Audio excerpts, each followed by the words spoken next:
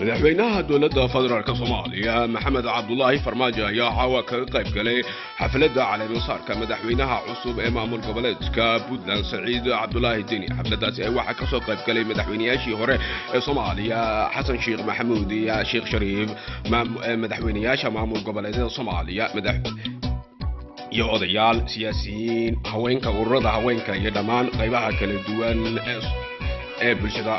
madaxweynaha khudbadiisii waxaa ka mid ahaa hadaladiisa. allah mahadleh oo caawa halkan isu kaay keenay annagoo u dabaaldegayna caleemasaarka madaxweynaha cusub Saciid Cabdullaahi Deni.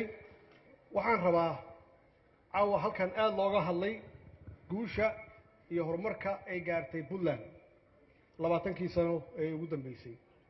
waa xaqiiqa waxay gaartay Puntland guul aad iyo aad loo taaban karo, oo waxaa isku soo wareejiyay xilka 5 madaxweyne uu 6 ku yahay Saciid Deni. waxaanan la sheegin waxa guushaas loo gaaray iyo waxa guushaas keenay lama sheegin.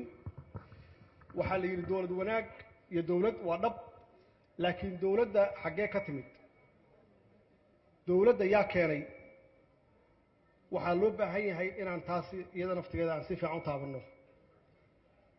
dawladdan aan arkayno oo qurxoon oo horumarka la sheegay waxay ku timid shaqo badan iyo hawl badan ay salaadiinteedu ay qabteen.